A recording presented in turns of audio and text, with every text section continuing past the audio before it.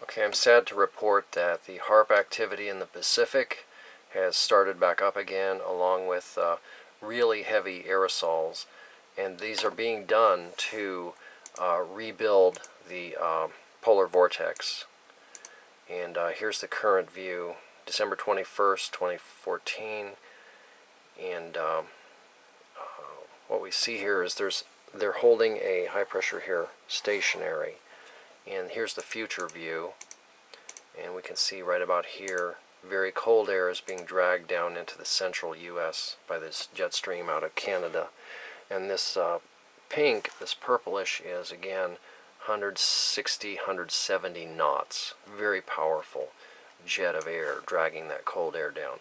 Now here's the past. Now this is December 20th. This is yesterday, and I just want to show how this high pressure, if they hold this here, they're able to cause this fold to happen. And so we'll step ahead. And here's the jet stream notch, which is actually shown better in the other map. Now how did they do it? This just goes back to the old HARP and aerosol program. I mean, they've just restarted it, that's all. And first, here's daybreak, goes west. And what we can notice here, I'm going to have to zoom in to show it, big aerosols right off the coast of California. And if I stop it, as the sun is rising, we see these big aerosols. And remember, the jet stream's coming from the north right here, so they're going to lay them perpendicular. That's their rule, so they spread out quickly and they're not visible very long. And today is the winter solstice, so what we're actually seeing here is, here we can see the aerosol trail itself. Let me make that bigger. Here's the aerosol trail, and here's the shadow. The sun is so low that we see the shadow separate from the aerosol. So, very heavy spraying. And why do they spray here? Because this area has enough water vapor, even with this low winter sun, to bubble up and create thunderstorms and cause a low pressure, which would mess up their circular clockwise flow. Now here we see the HARP downburst being used along with more of these aerosol trails. And there's an illusion here that the trails are not moving. In fact, they are moving, but they spread out, so they spray the same location over and over and over. So there's an illusion that they're not moving, but they are moving with the jet stream. Here we see multiple HARP downbursts in this area, and I have to say there's high pressure clockwise flow at the surface and high pressure clockwise flow in the jet stream. So nowhere should we see any counterclockwise movement, and yet here we see counterclockwise movement right here. So that signifies rising air amongst this messy HARP downburst. Okay, here we can see the counterclockwise movement a lot better. I mean, look at this cloud just shooting off to this direction here. There's a lot of weird stuff. In fact, here is a HARP downburst. There's a cloud storm popping up, and then immediately it gets a downburst of downdraft of air with the HARP ring or outflow boundary roll cloud expanding around it. There's just a lot of weird, abnormal stuff happening here that has not happened for 3 weeks. So let me show you the history of this, how they've developed this polar vortex. This is December 18, so about 3 days ago, and this all looks natural. That's why I haven't made any videos for 3 weeks, almost 3 weeks, because I don't see anything to make a video about. There's no abnormal dry air, there's no straight lines. This is how the jet stream is supposed to look. And you notice this border is moving steadily across. There shouldn't be anything stationary, okay? And again, December 18th. Now there was an abnormal thing that the low pressure up here had been crushed, but the water's so cold up there that could actually happen naturally. So this again looks natural. December 19th still looks natural. But now they're seeing that, hey, here's a fold here. We can make this into the next polar vortex. December 20th, and now we see aerosols down here. They start spraying the aerosols. Can just zoom in and show that.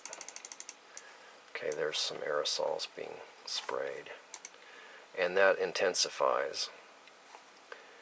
And December 20th, 14 Zulu, and here's, you can clearly see a major shot of aerosol there. And now they've made sure that no low pressure can develop here, so now they're going to focus right off the coast of California where the bulk of this humid air is. Because remember, humid air traps the heat by the sun, from the sun, and will bubble up to create low pressure. So let's zoom in. And lots of spraying. Jump ahead.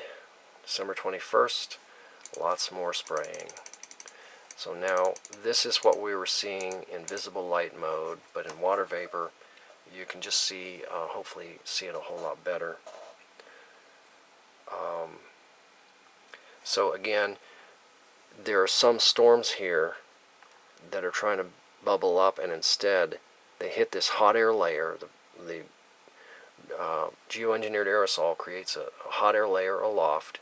Storms, it's impossible for storms to build through that hot air layer. So that capping inversion prevents any kind of low pressure development. And here's the latest. That's a lot of aerosols. So let me show you what effect that has over the nation over the next month. Here is, sorry, one more map. Here's the temperature for the next 6 to 10 days, and above average probability, above average on the west coast, below. Here's that cold air spilling down into the central U.S. Precipitation below, because now you've got high pressure on the west coast. No more rain for California. And above, as this cold air slips down, temperature over the next 8 to 14 days, again, it's above average on the west coast and below. For the next 2 weeks, the northern tier and the heartland is going to be frozen. Again, I think this is a man-made weather event. It's more psyop to convince everybody that the ice age is coming when in fact the globe is heating catastrophically. Temperature for the next month. Alright, above average on the west coast, below average for the next month in the central U.S. And the precip below, above in the south. I don't think that's very likely, but we'll see. Now, one thing I wanted to show, because this is pretty amazing, the relative humidity at different layers of the atmosphere show that the chemtrails are binding and carrying this water overhead. Okay, this is 1,000 millibars sea level, and this green here is 90% humidity. So December 21st, there was a really nice humid air layer at the surface. 850 millibar, that's 5,000 feet altitude. Still lots of humidity. What happens at 10,000 feet altitude? All of a sudden we have this extreme pocket of dry air. And this is less than 10% humidity here. And again, this is going to be because of this high pressure with the Haarp downburst off to the west. That dry air is being pressed down. So partly it's natural, but partly it's man-made. So what happens higher up? Here's 18,000 feet. Very dry. Again, super dry right here. And at 30,000 feet, here's the kicker. This is 60 to 70% humidity throughout here. So here's your aerosols, your geoengineered aerosols that have bound up this water and are going to carry it over that dry air layer. And this is how this capping inversion works, how the drought is maintained, and, you know, if you go back, look at that, at 10,000 feet, extreme dry air, and then lower at the surface, just 90%. It's like a sandwich in reverse. Okay, so next I wanted to show, there's weather warfare going on against Europe. Okay, here is the history of what they're doing to the jet stream as it passes over Europe, and these Caribbean islands are in drought. Places like Dominican Republic are having a drought crisis. They've been in crisis for a long time. But here's December 18th. Not a lot of spraying visible. December 18th. December 19. Now we start to see a whole lot of aerosols. Let me zoom in. Okay, lots of aerosols showing up. December 19th later. More aerosols showing up. But as these aerosols pass over these Caribbean islands, they completely shut down the convection, so you have drought, you have heat, you have all these poisons raining from the sky. Now here we have mega aerosols. And notice, this is not being done to shield anybody in the U.S. This is being done in the western Atlantic. Look at all this. This is to control the jet stream over Europe and to drive these islands into drought. A few more I'll show you real quick. I mean, there's a lot of aerosols being sprayed, and one of these last ones has just a really nice shot. December 21st. Lots of aerosols. And I do not believe that regular contrails can show up like this on satellite, because these have to be at least 5 or 10 miles wide to show up. And regular ice particles do not have enough nucleation sites to form that much ice, whereas the aerosol nanoparticles do. Okay, here's the last one, and it's visible light, and you just can't see these aerosols in visible light. Now, why is that important, spraying in the western Atlantic? Let me show you what they're about to do to Europe. And again, it looks man-made to me, but the British Isles are about to be put in a deep freeze. Okay, so here we go. Let me just see if I can zoom here. What we want to do is look at what the jet stream does over Greenland and then over England. Okay, December 22nd. And again, the aerosols have been put down here. Wherever those aerosols are, you get a clockwise flow, or no low pressure, no counterclockwise. For instance, this kind of thing. And now it buckles up. Now this is really bad because it's driving this warm air over southern Greenland to melt Greenland. And now this is really bad because that extreme cold air is now plunging into Britain. A super deep freeze. December 27th, Britain is going to be in a super deep freeze, and I believe that's traceable back to the jet stream control from the western Atlantic. And this is again violation of the 1978 United Nations Environmental Modification Convention. This is an act of warfare, and the people behind this should have arrest warrants. Okay? You people in Britain, you people in Europe, Spain, Germany, Sweden, Finland, Russia, you need to investigate. This is a weather warfare crime. Okay?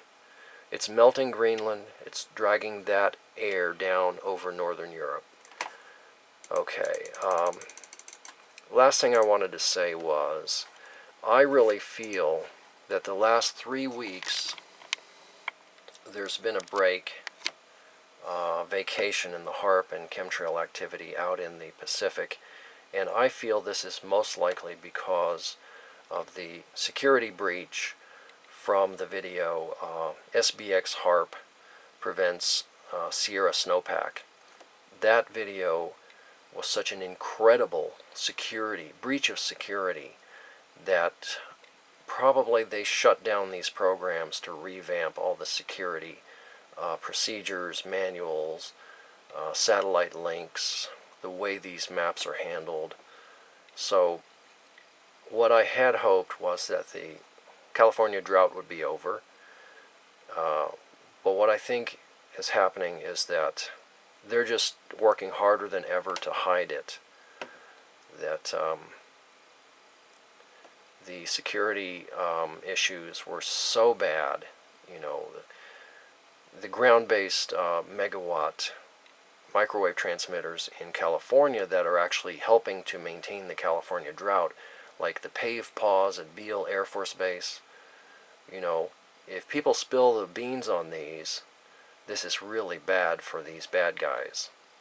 So that's my interpretation for why we've had 3 whole weeks with no activity. We had a natural jet stream, and that caused this beautiful rain to fall over California. In fact, let me show you how much rain fell.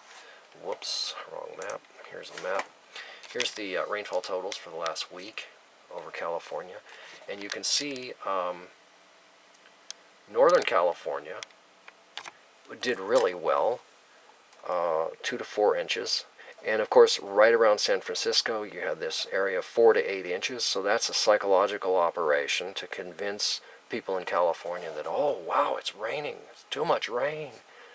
Whereas in the San Joaquin, 0 rain, 0.25 to 0.5 an inch over a week, and none in the Sierras here. So this still means that there's not going to be any agriculture in the San Joaquin next summer. Heck, right now, in fact. So, again, this was more psyop than anything else. There's not any significant snow reservoir in the Sierras. So, it's a bummer. The program seems to be turning back on, and none of us wants to see that. I hope the people in Europe can go ahead and interpret this for what it is. It's an act of warfare. Active weather warfare. Probably having to do with the dollar collapse. Certainly having to do with the dollar collapse. Okay, I hope that's useful to folks. Thanks a lot.